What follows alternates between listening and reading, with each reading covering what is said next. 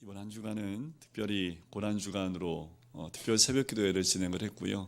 먼 거리에서도 이 특별 새벽 기도회에 빠지지 않고 나오신 분들 너무나 감사를 드립니다. 한 주간은 새벽 기도를 참석하면서 고난의 길을 가는 것 같은 느낌이 들기도 해요. 평상시에 저희가 특별 새벽 기도를 안 하기 때문에 이 기간만큼은 우리 성도님들이 이 특별이라고 붙여지는 그 새벽 기도에 일주일 동안 한 주간 동안 함께 참여하시는 그것이 또 훈련이 될 수도 있고 감사한 시간이었던 것 같습니다.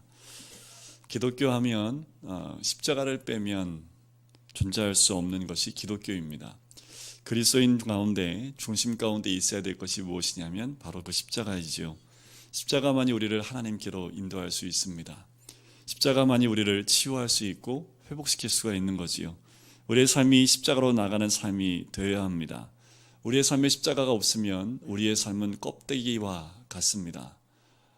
그런데 참 아쉽고 또 마음에 안타깝고 회개가 되는 것은 무엇이냐면 1년에 한 번 이 기간만큼은 정말 제대로 십자가를 묵상한다라는 거지요. 그 십자가는 이 한 주간만 묵상하는 것이 십자가가 아닙니다. 십자가는 우리 삶의 중앙에 있어야 되고 중심에 있어야 될 것이 십자가입니다. 우리 그리스도인들의 삶 가운데 십자가가 없으면 우리는 아무런 존재 이유가 없지요. 그 십자가 자체가 복음이고 그 십자가 안에 우리 하나님의 놀라운 사랑과 그 모든 것들이 녹아져 들어가 있기 때문에 그렇습니다. 2017년도에도 변함없이 우리에게 고난주간과 부활주일이 우리에게 주어졌습니다. 올해의 고난주간은 또는 올해에 우리에게 주어진 부활절은 어떤 날인지 우리 스스로에게 또한 질문하고 되돌아보는 시간이 되시기를 주의 이름으로 간절히 축원드립니다. 십자가가 무엇일까요? 나한테 십자가가 주어지는 의미가 무엇이겠습니까? 십자가가 아니면 우리의 삶은 아무 의미가 없기 때문에 우리가 그만큼 십자가가 우리의 삶 가운데 있는지 그냥 십자가 하나에 여러분들 우리 몸에 지니고 다니는 액세서리와 같은 것으로만 치부되어지는 것은 아닌지 우리 스스로가 얼마나 십자가를 묵상하고 사는지를 기억해 봤으면 좋겠습니다. 우리가 평상시 이 십자가를 많이 묵상하고 또한 십자가를 많이 되뇌이고 십자가를 많이 묵상하시는 분일수록 더 하나님께 가까이 나갈 수밖에 없는 거지요.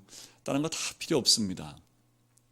어떤 선교사님들이 미지의 땅으로 선교를 떠났어요. 그런데 그 땅에 있는 사람들이 참 미개하다고 할 수 있을까요? 지식이 하나도 없고 말도 이렇게 쓰는 글자도 없고 그래서 너무나 미개한 사람들이어서 이 선교사님들이 모여서 회의를 했습니다. 어떻게 복음을 전할 것인가? 근데 너무도 아는 것이 없으니까 우리 하나님에 대해서 먼저 알려주자.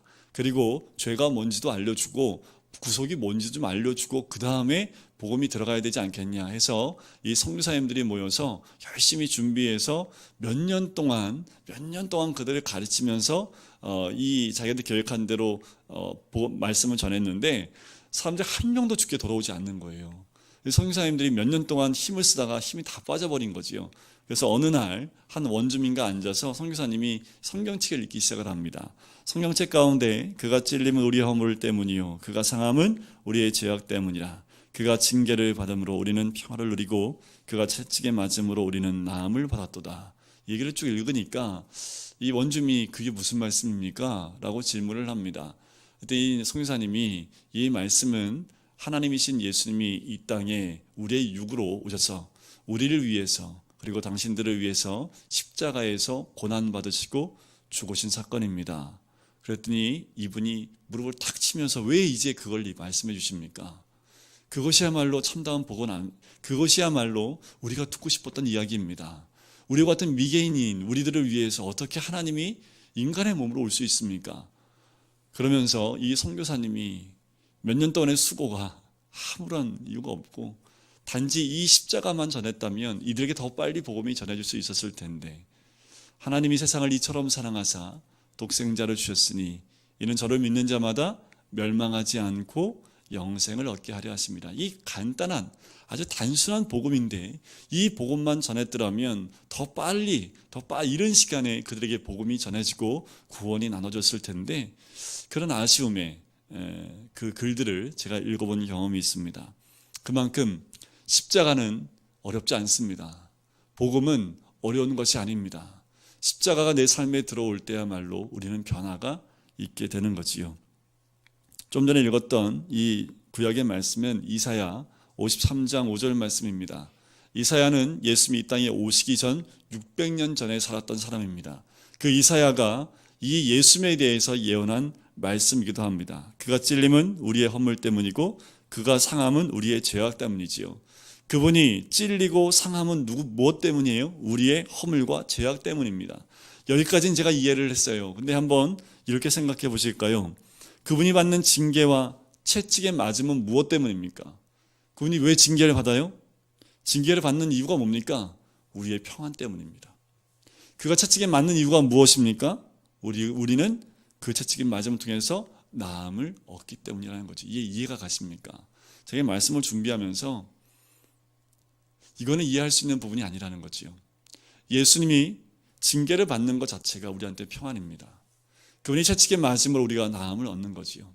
그분의 채찍에 맞았기 때문에 우리가 회복할 수 있었고 그분이 징계를 받음을 통해서 우리 안에 평안이 회복될 수 있었다라는 겁니다. 믿어지십니까? 이 믿음이 우리 삶 가운데 있어야 되는 거지요. 십자가의 고난, 그 예수님의 십자가의 고난이 없으면 우리 안에 평안이 없습니다. 예수님의 십자가의 고난뿐만 아니라 그 고통이 없으면 우리 안에 나음이 없다라는 거지요.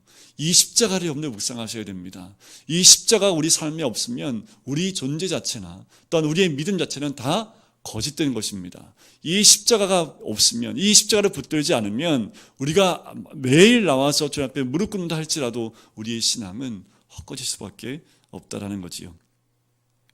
마태는 예수님에 대한 이야기를 1장부터 진행합니다. 그런데 마지막 이 6일에 대한 기록을 할 때 이 마태복음의 3분의 1을 할애해서 말씀을 적어나가고 있지요. 특별히 십자가에 대한 것이 나오기 시작할 때 예수님의 고난이 나오는 그 순간부터 마태는 이야기 속도를 좀 늦춥니다.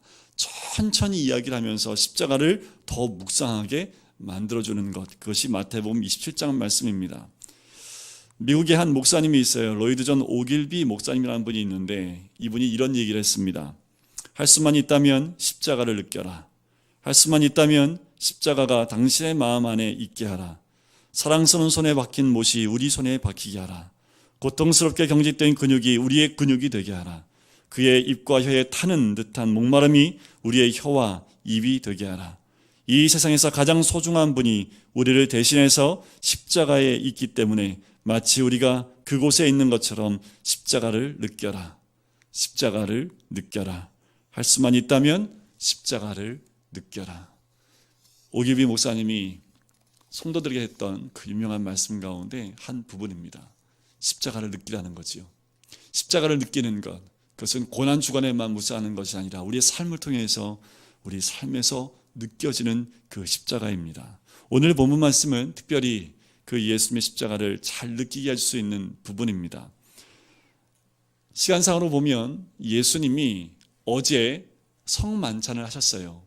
마지막 만찬을 하시고 그리고 겟세마네 기도를 하시고 난 다음에 겟세마네 기도에서 붙잡히시게 되지요. 그리고 어제 저녁 12시부터 약 3시, 새벽 3시까지 신문을 받게 됩니다. 그리고 새벽 3시 이후에 빌라도에게 넘겨지게 되지요. 그리고 거기서 채찍을 맞고 가진 고난과 또한 수치를 당하시게 됩니다. 그렇다면 예수님은 겟세마네 기도 이후에 한잠도 주무시지 못했습니다. 계속 끌려다니시는 거지요. 사내들인 공회의원에 끌려가게 됐고 또한 빌라도에 의해서 그 관정에 끌려가게 됐고 갖은 채찍과 고난과 아픔을 당하면서 온 밤을 새게 되는 우리 주님의 모습입니다. 지칠 대로 지쳤지요. 채찍의 맞음을 통해서 온몸이 찢겼습니다. 새벽마다 그 십자가의 고통과 그리고 채찍이 무엇인지를 말씀을 드렸는데 그 채찍마다 무엇이 있냐면 납덩어리가 붙어있기 때문에 한 번 맞을 때마다 살점이 떨어지는 고통을 느끼는 것, 그게 채찍질입니다. 이미 그 채찍질을 통해서 많은 피를 흘리셨습니다. 그리고 모든 힘이 다 빠졌고 이제는 더 이상 버틸 수 없을 만큼 체력이 바닥이 나 있는 그 상태이지요. 그런데 여기서 우리가 볼 수 있는 것이 무엇이냐면 우리 주님이 소리를 안 내세요. 억울하다고 말씀도 안 하십니다. 불평도 없어요. 원망도 없습니다. 이사야 53장의 말씀에 나온 것처럼 마치 도수장으로 끌려가는 어린 양과 같이 그 모든 채찍과 그 모든 수치와 그 모든 고난을 온몸으로 다 받아내시는 주님의 모습이 27장에 고스란히 다 적혀 있다는 거지요. 그 십자가의 고난은 누구 때문입니까? 그 아픔은, 그 수치는 누가 받아야 되는 겁니까? 그 모든 것을 우리 주님이 받으시는데 그 어느 것 하나도 원망이나 불평 없이 온몸으로 다 받으시고, 또한 마지막에는 십자가를 처형에 내어 던져졌을 때에 주님이 그 십자가를 몸소 지고 가게 되는 거지요. 갈 때 이미 온 몸의 피가 거의 다 흘러나왔기 때문에 힘이 없습니다. 가면서 또 넘어지지요. 또 넘어집니다. 여러분들 예루살렘에 가면 총 15번 넘어졌다고 돼 있어요. 그래서 예수님이 십자가를 떨어뜨리고 손을 짚었던 장소, 무릎을 꿇었던 장소, 이런 데를 좀 성지로 만들어 놔서 이제 성지 순례 오는 분들이 관람할 수 있도록 만들어 놨는데, 뭐 그거는 옳은지 그것이 맞는지는 모르겠습니다. 하여튼 그 십자가를 지고 새벽에도 말씀을 드렸지만 한 2시간 동안, 짧게는 1시간 반 정도를 예루살렘에 있는 모든 길을 다 다닙니다. 그리고 목에 죄패를 걸고, 또 예수님의 십자가 위에 붙었던 그 죄패라고 있었던 것들을 목에 걸고 예루살렘에 있는 온 길을 다 다니는 거예요. 피를 흘리면서 십자가를 지고 가지요. 그런데 십자가를 지고 갈 때 수많은 사람들이 구경하기 위해서 모여들기 시작을 합니다. 그때 모였던 사람들의 숫자는 대략 250만에서 300만 명으로 봅니다. 그 많은 사람들이 예수님의 십자가를 지는 모습을 봐요. 그들 가운데는 예루살렘에 입성할 때 호산나 다윗의 자손이 하고 외쳤던 그 사람들도 그 자리에 있었다라는 거지요. 그 자리에 또한 누가 있었냐 하면 구레네에서 온 시몬이라는 한 사람이 그곳에 와 있었습니다.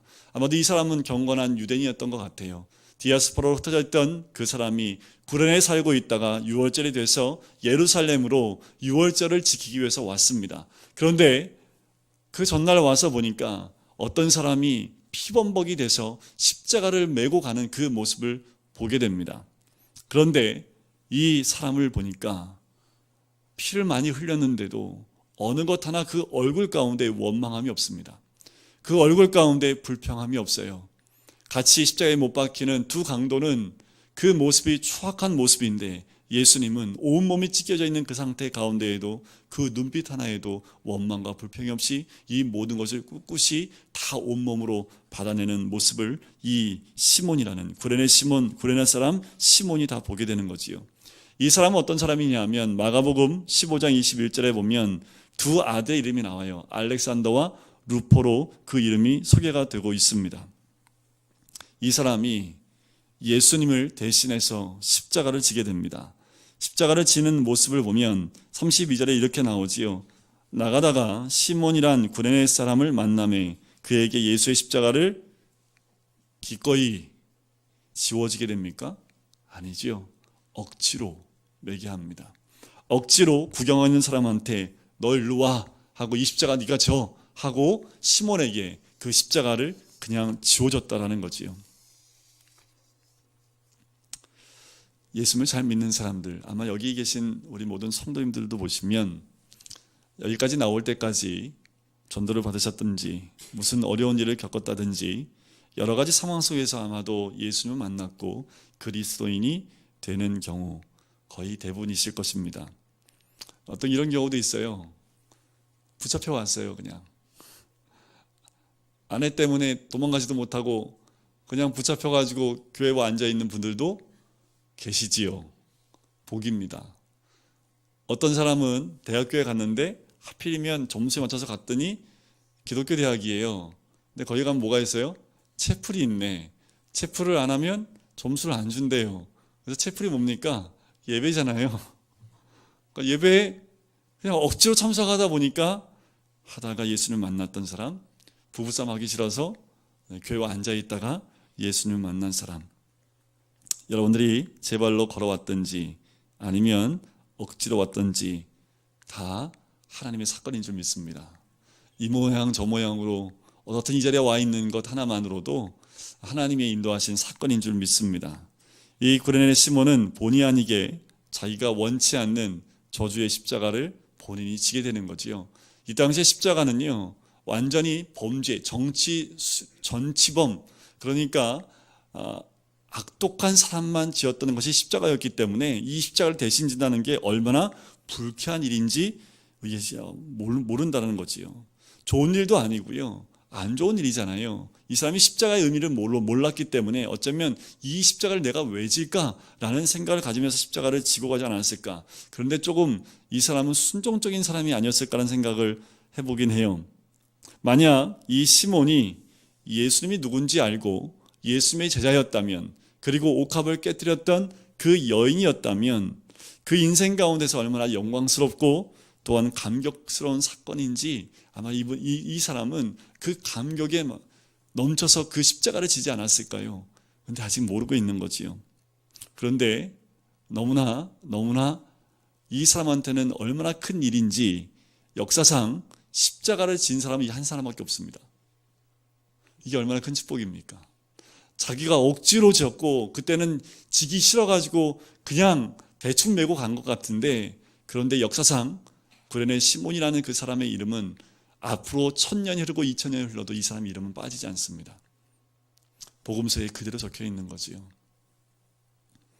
그러나 이와 같은 일들이 우리 삶 속에도 일어나고 있다는 거 아십니까? 우리가 살아가면서 겪는 일 가운데 예수 믿기 때문에 손해보는 일이 있지 않으세요? 이 십자가 정말 메고 싶지 않은데 지나고 났더니 이게 십자가였어. 그거 지걸. 이러면 이미 기차는 떠나고 난 다음이지요. 우리가 예수 믿는 것 때문에 손해를 보고 또 억울한 일도 당하고 또한 고통을 당하는 일도 있어요. 우리가 그 십자가를 매야 될 때 그것은 예수님처럼 원망도 불평도 없이 매야 되는 거지요. 그것을 원치 않았는데 어쩔 수 없이 억지로 매게 된 것이라면 그 억지로라는 것을 통해서 내 안에 불만이 나오지 않게 하셔야지요. 결혼했더니 시댁 식구가 하나도 교회를 안 다니는 것이 아니라 모두 다 무당 앞에 가서 하고 있는 그 모습에 들어가면 어떨까요? 그 모든 시댁 식구가 다 뭐예요? 십자가지요. 그러면서 이러면 안 돼요. 결혼 괜히 해가지고 내가 이 십자가를 다 지고 가야 되나? 아니요. 그 사람 누가 되는 거예요? 구레네 시몬이 되는 거지요. 얼마나 영광입니까? 그 십자가를 달게 지면 그것이 평생, 아니요, 시간이 지날수록 이 성경책에 기록된 구레네 시몬처럼 더 빛날 수 있다라는 거지요. 보통 사건이 아니라는 겁니다. 오히려 교회에 끌려오는 분들이 있습니까? 억지로 오시는 분들 계십니까? 축하드립니다. 네, 금요일마다 끌려오신 분들이 있을 수 있고요. 주일마다 붙잡혀 오신 분들이 있을 수 있고요. 지금은 모를 겁니다. 그게 얼마나 큰 축복이고 기쁨인지. 그냥 일단 기뻐해 보세요. 예수 믿다가 좋은 일 하다가 전도하다가 선교하다가 때로는 여러 가지 고난과 순환을 겪은 분들 계십니까? 고난에 함께 동참하고 있다고 하는 사실을 오늘 깨달으시기를 주의 이름으로 간절히 축원드립니다. 주의 길을 가면서 받는 고난 받으시면 그것이 곧 복이 됩니다. 그 사람이 바로 구레네 시몬입니다. 그래서 그리스도인에게는 억울함이 없어요. 분함도 없지요. 왜요? 그게 내 십자가이니까. 그것이 십자가로 깨닫게 되면 더 이상 그게 고난이 아닙니다. 고통이 아니지요. 뭐에 동참하는 거예요? 주님이 가시는 그 길에 함께 동참한다라는 거지요. 눈을 크게 뜨십시오. 그리고 십자가가 어디 있나 찾으세요. 여러분들 보물찾기 해보십시오. 보물찾기 하면 눈을 크게 뜨고 찾잖아요. 그죠? 그러면 내 삶의 보물이 어디 있습니까? 십자가예요. 직장에 십자가 발견하셨습니까? 여러분들 가정의 십자가 발견하셨어요? 그 보물을 잊으시면 안 돼요. 그 보물을 딴 사람한테 내 동서한테 뺏기면 안 되지요. 그지요? 그 보물은 딴 사람한테 뺏기면 안 돼요. 왜요? 그 십자가는 우리 주님이 지고 가셨던 십자이기 때문에 그렇습니다. 시몬, 이 구레네 시몬이요, 성경에 보니까 바뀌었어요. 변화됐습니다. 어떻게 알 수 있냐면 로마서 16장 13절에 보면 사도 바울이 문안하는 인사 가운데 루포가 등장을 해요. 주 안에서 택하심을 받은 입은 루포와 그 어머니에게 문안하라. 그 어머니는 곧 내 어머니라. 그 어머니가 누굽니까? 구레네 시몬의 아내잖아요. 그죠? 그 아내가 곧 누구의 어머니래요? 그 유명한 사도 바울의 내 어머니와 같다라고까지 얘기를 합니다. 그것을 보면 아마도 십자가를 지고 난 다음에 이 구레네 시몬은 예수를 만난 것 같습니다. 그리고 두 아들 알렉산더와 그 루포가 믿음 가운데 회심을 하고 하나님 나라 가운데 귀하게 쓰임받는 자녀가 됐습니다. 그리고 그 어머니도 그렇게 쓰임을 받게 된 거지요. 우리는 구레네 시몬의 가정이 어떻게 이렇게 변화된 것을 보게 돼요. 여러분이 예수 그리스도를 정말 깨닫게 되시면 어떤 고난을 겪을 때도요, 달게 받을 수 있다라는 거지요. 우리의 생애가 억지로 붙잡혔다고 할지라도 억지로라도 주님과 함께 갈 수 있는 것은 큰 축복인 줄 믿습니다. 그래서 제가 이렇게 억지로 못 시키면요, 활짝 웃으면서 십자가 주셔서 감사합니다. 제가 뭐 큰 십자가 드리겠어요? 거기에 적당하게 맞는, 때로는 목에 걸 수 있는 십자가도 드리기도 하고, 어떤 분한테는 정말 힘에 겨운 십자가를 곧 드릴 테니까, 또 드리면 어떻게 하셔야 돼요? 아이고 목사님 감사합니다. 예수님의 십자가를 질 수 있는 기회를 주셔서 감사합니다. 네, 그러시면 감사하겠습니다. 자, 이제 예수 그리스도는 갈보리 언덕으로 올라가시지요. 33절에 보면 골고다 즉 해골의 곳이라는 곳에 이르게 됩니다. 그곳이 역사적으로 밝혀졌다고 하지만 어느 곳이 진짜 그곳인지는 알 수 없습니다. 저주받은 장소라고도 하고 또 해골처럼 생긴 곳이라고 해서 해골의 곳, 그리고 골고다라고도 얘기를 합니다. 그때 쓸개탄 포도주를 예수님께 주니까 맛보시고 마시지 않지요. 자, 그 말씀 뭐냐 하면 시편 69편 21절 말씀에 저희가 쓸개를 나의 식물로 주며 가랄 때의 초로 마시었사오니 라는 말씀을 응하신 겁니다. 바로 이 쓸개탄 포도주를 주는 이유가 뭔지 아시지요? 십자가의 고통을 덜게 하는 마취 역할을 한다라는 거지요. 근데 우리 예수님 이것을 마시지 않으시지요. 왜 안 마셨을까요? 고통은 좀 덜 할 수 있는데 왜 안 마셨을까요? 그 이유는 예수님은 온 인류의 모든 죄와 고통을 감당하시기 위해서 이 포도주를 마시지 않는 겁니다. 누구를 위해서 안 마신 거예요? 나를 위해서 안 마신 거지요. 나의 죄와 내가 받아야 될 그 고통을 주님이 온몸으로 받으셔야 됐기 때문에 그 쓸개탄 포도주를 받으실 수 없었던 겁니다. 35절에 보니까 주변에 있는 사람들이 드디어 나옵니다. 그들이 예수를 십자가에 못 박은 후에 그 옷을 제비 뽑아 나눴지요.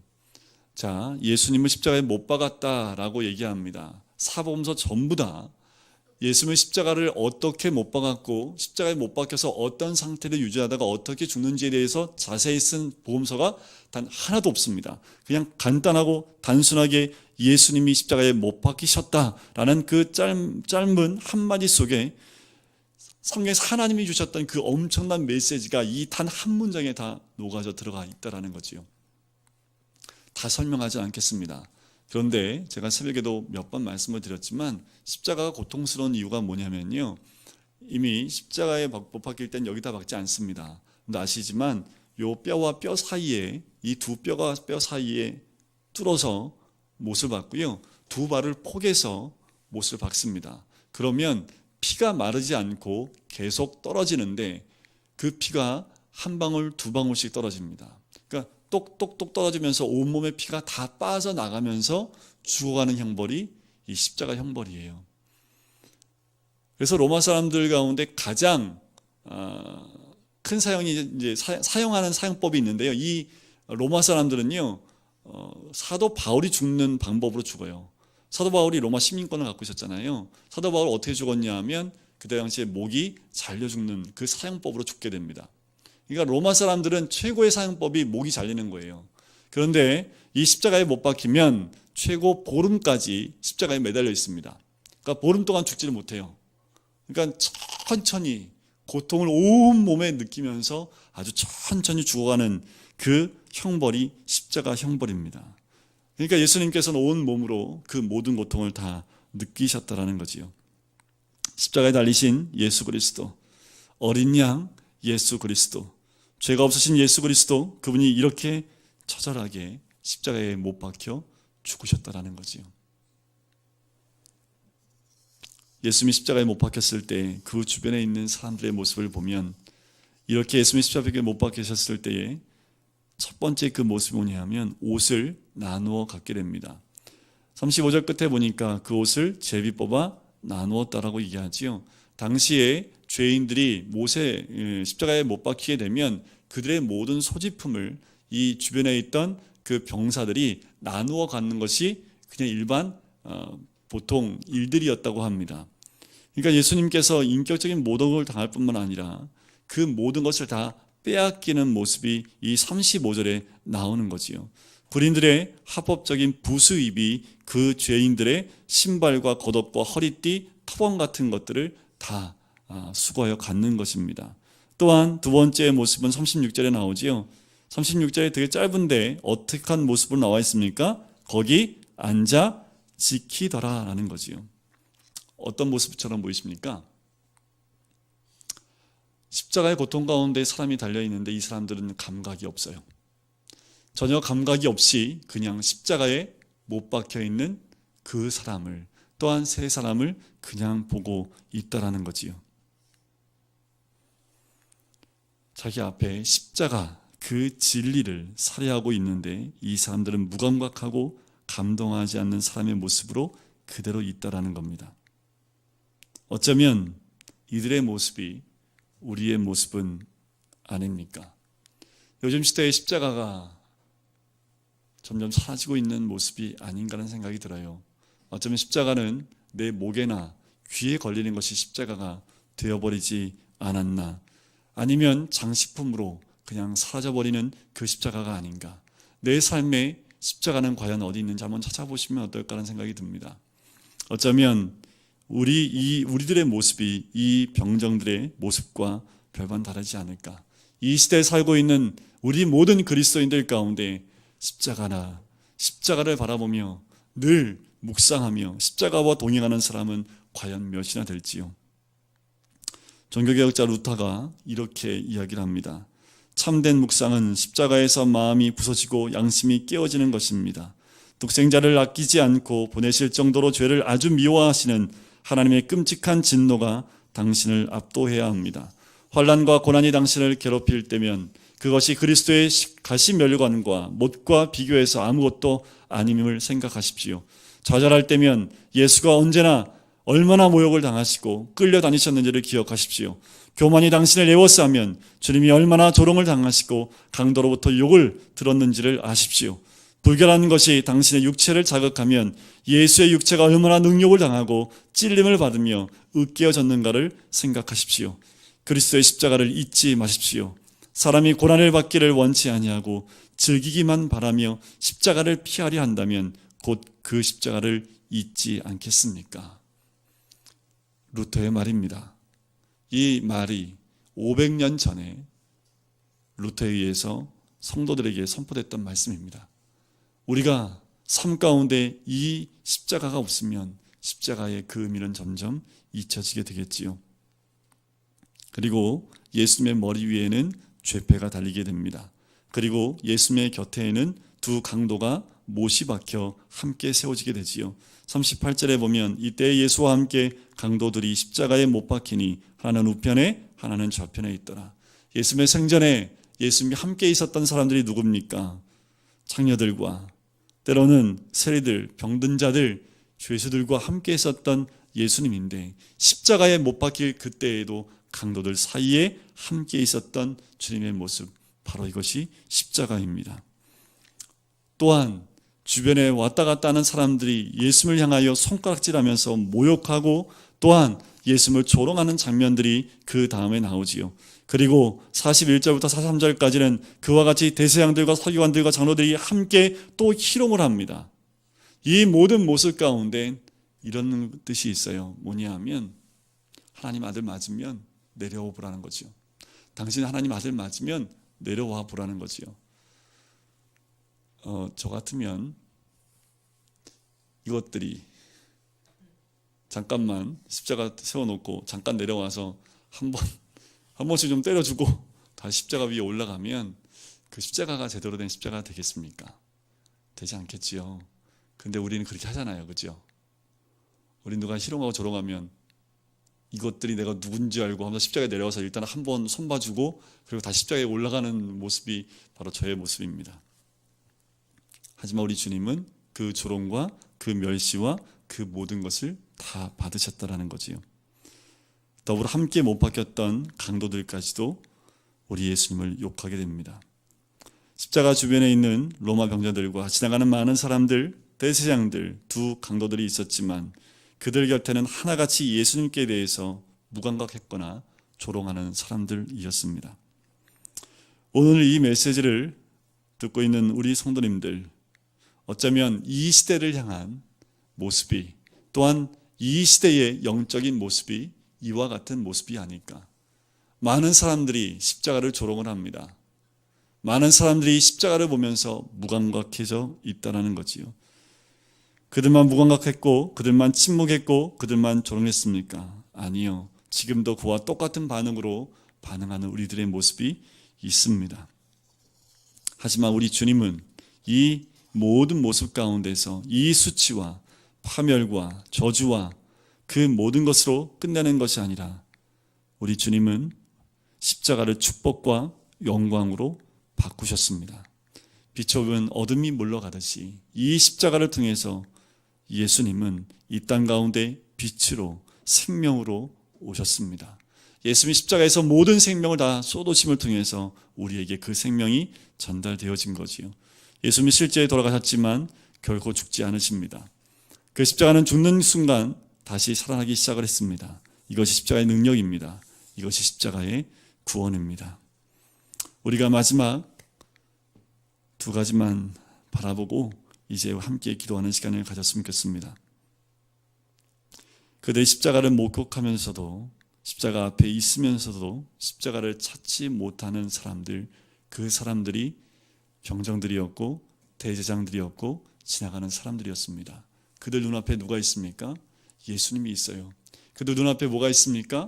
십자가가 있어요. 십자가 눈앞에 있고 피를 흘려 돌아가시는 예수님이 눈앞에 있는데 그들은 예수님을 발견하지 못합니다. 예수님을 발견하지 못하고 십자가를 발견하지 못하지요. 우리 삶 가운데 그 십자가를 우리가 깨닫지 못하면 우리도 그와 별반 다르지 않습니다. 그들에게서 또한 발견할 수 있는 것은 자신의 허물과 죄를 감추기 위해서 십자가를 저주하고 조롱했다라는 거지요. 그들은 자신들의 죄를 도리어 예수님께 다 쏟아부으며 예수님을 저주하고 조롱을 합니다. 그런데 그거 아십니까? 예수님은 조롱하는 그 사람들을 위해서도 십자가를 지셨다라는 겁니다. 무감각한 마음에 예수님께서 그 십자가를 통해서 성령의 파동을 일으키고 계신다라는 거지요. 십자가의 사랑이 우리에게 전달되기를 주님은 원하고 있습니다. 십자가의 용서와 그 긍휼이 우리들 가운데 임재하기를 주님이 지금도 원하고 계십니다. 그 십자가를 묵상할 때에 우리의 삶을 통해서 주님의 사랑과 은혜가 나눠지게 될 줄 믿습니다. 우리 삶의 그 십자가가 사라지지 않고 우리와 함께하는 우리 모든 성도님 되시기를 주의 이름으로 간절히 축원드립니다. 제가 이 말씀을 준비하면서 영상을 하나 준비를 했거든요. 바탕화면에 보면 정종택 전도사님이라는 그 영상이 있습니다. 이 영상을 한번 같이 보시고 우리 같이 기도하는 시간을 갖도록 하겠습니다. 생명과 바꿈 주의 사랑을 잊지 않게 하소서. 나를 위해 흘렸던 주의 눈물 잊지 않게 하소서. 주의 긍휼과 주의 선한